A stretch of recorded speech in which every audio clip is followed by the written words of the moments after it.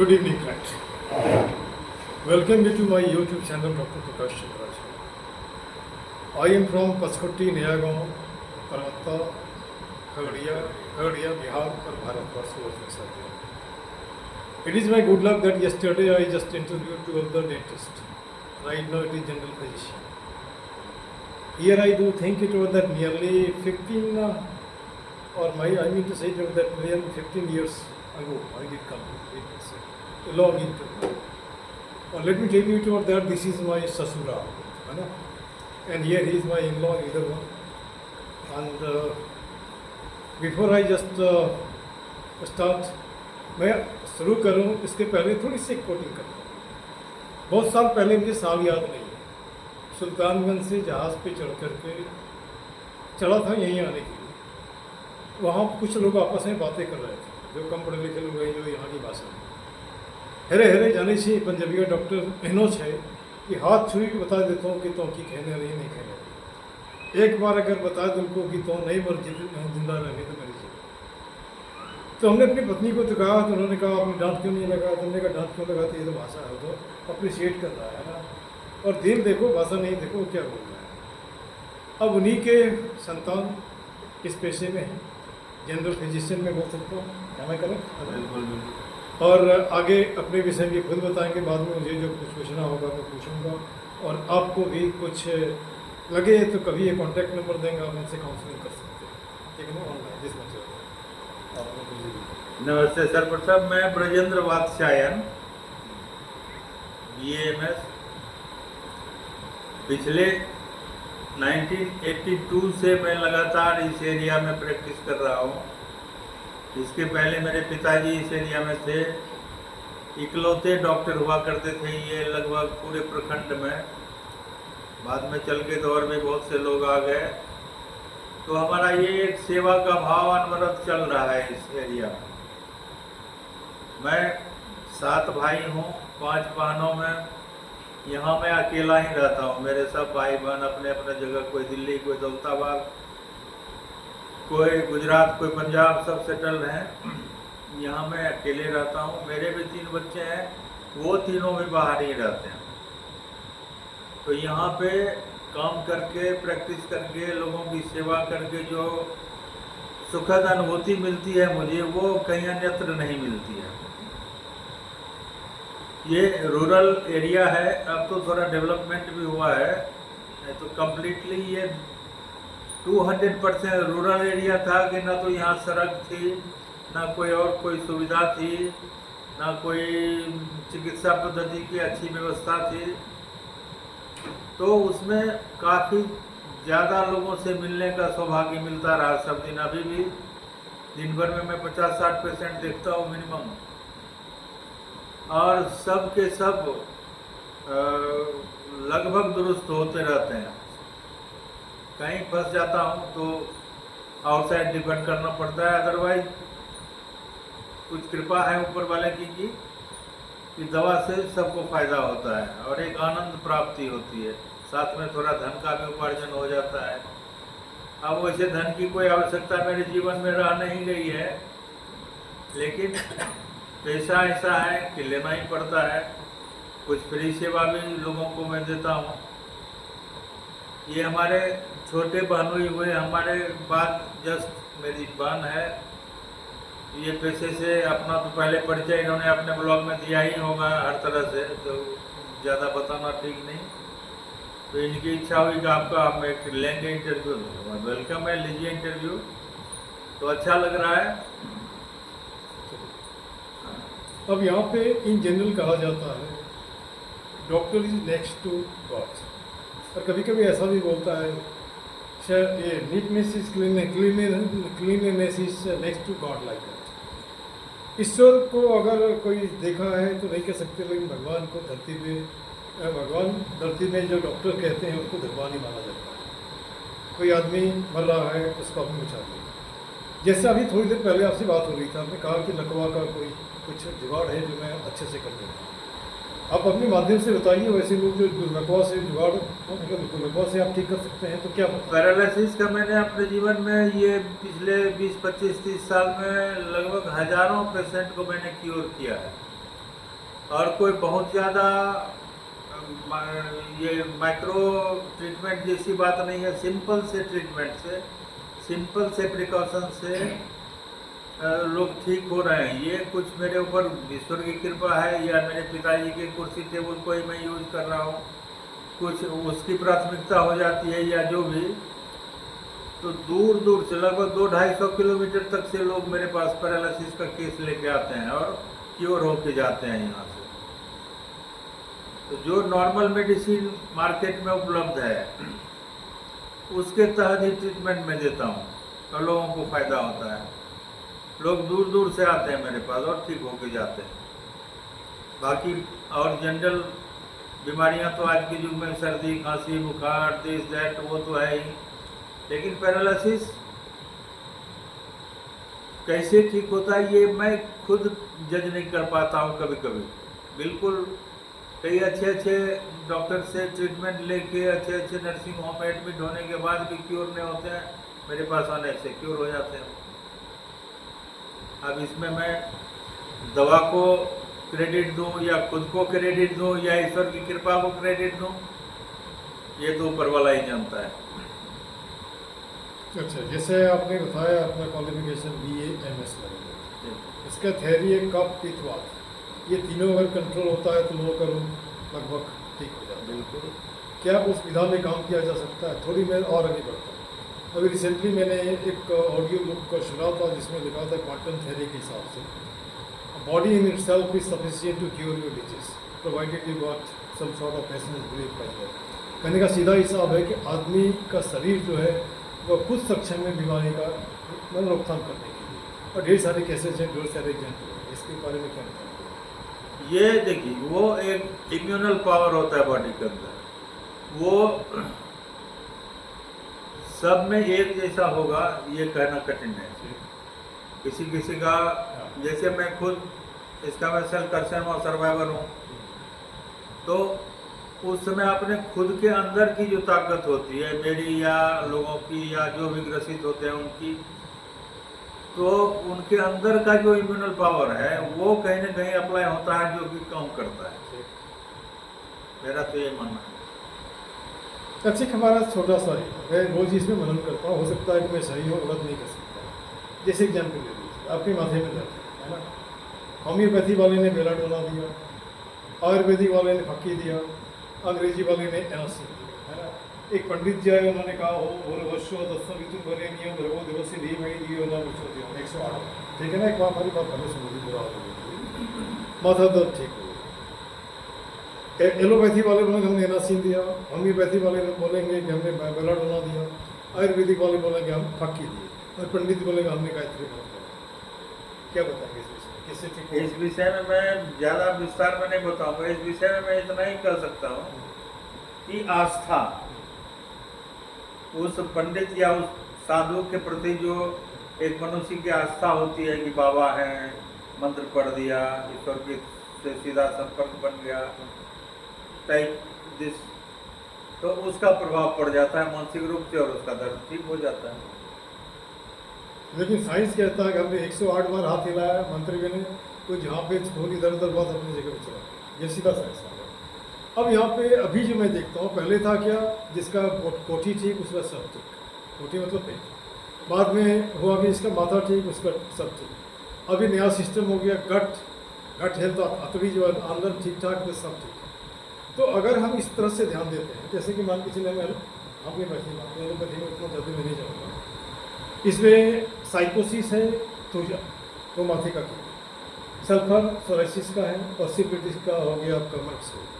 ये तीनों ही कारण होता है रोग का। अगर हम तीनों मिला दें तो इसको अगर चेक कर देते हैं, ढेर सारी दवाई की जरूरत होगा। एक छोटी सी कहानी में बताता हूँ। एक आदमी हमेशा बीमार रहता है, जैसे आज लोग बीमार इसलिए होते हैं कि फिर मोबिलिटी नहीं, खाना खाया लेट गए या बहुत कम था, जितना खाना खाया उसने मेहनत नहीं की, है ना। पहले लोग खाना भी खाते थे, चलते फिरते थे, इधर खेत किसान इधर उधर को कम इधर करते थे। और डॉक्टर के पास गया वहाँ पे, तो डॉक्टर पूछ लिया उसके, उसका कुछ नहीं, घास काट के उसको दे दिया, बोला ले जाओ इसको, ले जाने के बाद इसको सुखा करके पाउडर बनाओगे, पाउडर बना करके टैबलेट बनाओगे, लेकिन टैबलेट बनाने का शर्त है कि तुम्हारे पसीने से वो टैबलेट बनना चाहिए। अब बेचारा काम करे ही नहीं तो पसीना निकले नहीं तो कैसे होगा।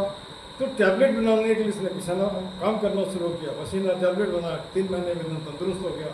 फिर जाकर डॉक्टर के पास बोला दवाई क्या बताई तुमको, बताओ भाई। मैं हमारे यहाँ बहुत लोग आए, बोला हमने तुम्हें कोई दवाई नहीं दिया था, है ना। ये सीधा सा हिसाब है, तुम मेहनत नहीं करते तो मेहनत करना शुरू किया, ठीक ठाक किया, है ना।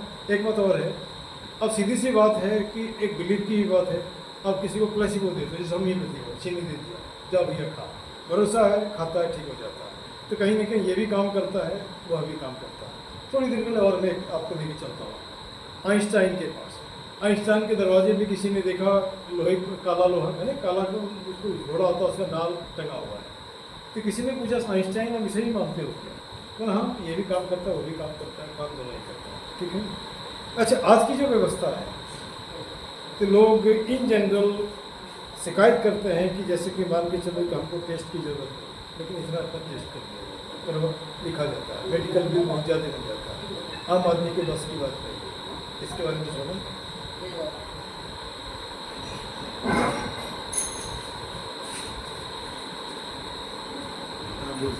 जनरल बात तो बोल ही सकते हैं, किसी का नाम तो मैं नहीं ले रहा, नहीं, इस पर मैं कुछ नहीं बोलूँ। कोई बात नहीं। अब हमारा व्यक्तिगत अनुभव है कि एक कह सकते हैं इसको गैलब्लैडर स्टोन का ऑपरेशन कराने में लगभग 7 से 10 लाख मुझे लगे, इतना नहीं लगना चाहिए। एक जगह 4 लाख लिया इन्होंने टेस्ट में, दूसरी जगह उतना ही, तीसरी जगह उतना ही। तो खैर कोई बात नहीं है, व्यक्तिगत विषय, व्यक्तिगत लोगों पे डिपेंड करता है। दूसरी बात एक सीधा सा हिसाब है, जहाँ जो जितने सकते हैं करते हैं। अब यहाँ पर जैसे कि आयुष्मान भारत यहाँ पे, ठीक है, 5 लाख रुपये तक का ट्रीटमेंट फ्री दिया जा रहा है। इससे कितने लोगों को फ़ायदा नुकसान दिख रहा है। अच्छा, एक बात और मैं देख रहा हूँ, जैसे हर जगह फ्री फ्री फ्री फ्री। मान लीजिए कि आपका बेटा कल बैठी है MBBS करके आया, उसने क्लिनिक खोला, सब जगह फ्री, तो उस तरह के लोगों का रोजगार कैसे चलेगा? एक कंपटीशन। आयुष्मान भारत जो भारत वाला वो है ट्रीटमेंट वाला व्यवस्था, उसके लिए तो पेशेंट से पैसा नहीं लिया जाता है, लेकिन उन लोगों को तो गवर्नमेंट के थ्रू मिलता ही है। अब हमारी बात अभी भी नहीं सुनी। मान लीजिए कल आपको क्लिनिक खोला, प्रैक्टिस चली बहुत बढ़िया, नहीं चली तो सरकार तो आपको कुछ नहीं दे रहा है। लेकिन वह आदमी जैसे मान के चलिए जहाँ पे मोहल्ला क्लिनिक खुला हुआ है, ये जहाँ भी खुला हुआ है, सारी सुविधाएं फ्री, तो लोग भागते हैं वहाँ पे। आपने थोड़ी सी बात कही तो वही जैसे ना 1 रुपये का पर्ची, ये पर्ची, वो पर्ची, वो पर्ची। तो आप यहाँ पे एम्प्लॉयमेंट जनरेट कर रहे हैं ना कि एम्प्लॉयमेंट घटा रहे हैं? सब आदमी को सरकारी हॉस्पिटल में नौकरी तो नहीं मिलती है, उसका क्या? सफर करेगा और कितना होगा? सफर करेगा, बाद में हो सकता है सेटल डाउन कर, है ना, हो सकता है सेटल। सफर करेगा और सेटल डाउन करने जैसी स्थिति जल्दी ही बन जाएगी। अच्छा, अभी आपने देखा होगा कि जैसे कि मैं अभी कई बार झज्जर गया, कैंसर हॉस्पिटल, झज्जर में एम्स में गया, वहाँ देखा छोटे छोटे बच्चों को कैंसर हो गया। एक 25 साल का लड़का था, वो बैठा था, सॉफ्टवेयर इंजीनियर, उसको भी कैंसर पेट में। हमने पूछा भैया तुम्हारा रहन सहन कैसे, क्या करते हो? बोला बैठ के काम करते हो। खाना क्या खाते हो? तो चाउमीन, पिज्ज़ा और बर्गर, है ना। तो क्या लगता है ये चाउमीन, पिज्ज़ा, बर्गर ने कैंसर पैदा कर दिया, ना कि उसका मूवमेंट, मोबिलिटी नहीं था? कुछ दोस्त तो हम चाउमीन बर्गर को भी देना चाहेंगे, क्योंकि कुछ तो अपना जो या कुछ से ज़्यादा पिज्ज़ा बर्गर ये सब टाइप के पास क्या होता है, फास्ट फूड हुआ या स्ट्रीट फूड हुआ, वहाँ पे ना तो स्वच्छता का ध्यान रखा जाता है, ना मटेरियल सही रहता है। लोग स्वाद के पीछे भागते हैं और स्वाद तो मसाले से बन जाता है। वो कुछ दिन बाद नुकसान ही ज़्यादा करता है, फायदा तो कुछ करता है। अच्छे छोटे बच्चे जो पैदा हो या 4-5 साल के, वो तो उस तरह से कुछ नहीं करता, फिर उसको क्यों? अब इसके लिए रीजन है कि जो नदी के किनारे में घर है, तो वहाँ पे कैंसर की संख्या ज़्यादा मिलती है। ऐसा देखा गया है कि नदी किनारे रहने वाले गांव या शहर जो भी हैं, वहाँ पे कैंसर का अटैक ज़्यादा होता है। छोटे उम्र में बच्चों को कहीं हल्की चोट भी लग जाती है, अगर वो बोन को टच कर रहा है तो दैट टाइम कुछ नहीं होता है, लेकिन कुछ दिन बाद जाके वो इन्फेक्शियस हो जाता है। और वो फिर मैंने इस तरह का बहुत सा केस मुंबई में देखा, टाटा मेमोरियल। तो सबसे मैंने सवाल किया कि भाई इतने कम उम्र में कैसे आपको ये ग्रसित हो गए। तो कोई बता रहा है कि मेरा बच्चा साइकिल से गिर गया था, तो छत से गिर गया था, तो उसमें इलाज करवाए सब ठीक हो गया था, सारा जांच करवा के भी देख लिए थे, सब बिल्कुल ओके हो गया था। अब कुछ दिन बाद ये आके प्रॉब्लम नहीं आ गया, कार्सिनोमा का आ गया प्रॉब्लम। अच्छा, आए दिन अभी आप देखते होंगे डांस करते करते लोग गिरे, भागते रहे, जवान लड़का, थोड़ा सा बूढ़ा सा, या ऑफिस में बैठे बैठे बैठे अचानक ड्राइवर गाड़ी चला रहा होता है, गाड़ी बीच ट्रैक हो जाता है, बाद में मालूम है उसको हार्ट अटैक हो गया। इसका क्या प्रॉब्लम है? अब अभी फिलहाल जो अभी चर्चा में हार्ट फेल्योर के केस के बारे में जो आम चर्चा है, तो लोग कोरोना वैक्सीन को ज़्यादा ब्लेम किए जा रहे हैं कि आफ्टर कोरोना वैक्सीन जो हार्ट फेल्योर का या ब्रेन हेमरेज का या पैरालिसिस का केस बढ़ा है, डेवलप हुआ है। कोरोना वैक्सीन के पहले भी होते थे केस, लेकिन इतनी संख्या में नहीं होते। और इसके पीछे में रीजन मैं वही दूंगा, खान पान। क्योंकि एवरी बाइट, आप किसी चीज़ का भी बाइट लेते हो तो उसके अंदर केमिकल जाता है आपके पेट में, और जाते जाते स्टोर होता है, वो आगे चल के आपको नुकसान पहुंचाता है। तो हार्ट फेल्योर जैसी बातें, लीवर फेल्योर जैसी बातें, किडनी फेल्योर जैसी बातें, या हेमरेज वाली समस्या, ये सब सामने आती है। कैरियर, खान पान, स्लीप, क्या इसमें रिस्पॉन्सिबल है? रात के 12 बजे खाना खाते हैं या रात भर जगह रहते हैं, ये भी गलत बात है, ये भी गलत बात है। तो दूसरा कोई विकल्प नहीं है, नहीं काम करेगा तो बोलो जाओ, है ना, जाने जाने की बात है। तो सोने के बाद जब आदमी सोता है तो शरीर, उसके शरीर को रिपेयर करता है। आज एक बड़ी समस्या है कि लोगों को नींद नहीं आती है। जैसे इन्होंने अभी कहा कि बिस्तर में लेटी रहती हूँ 2-3 घंटा तक, है ना। हेलो हेलो, हाँ हेलो,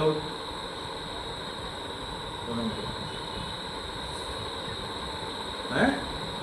सॉरी फॉर पॉज। हाँ हाँ, One few more question after that, I will just make it to be अभी close like that.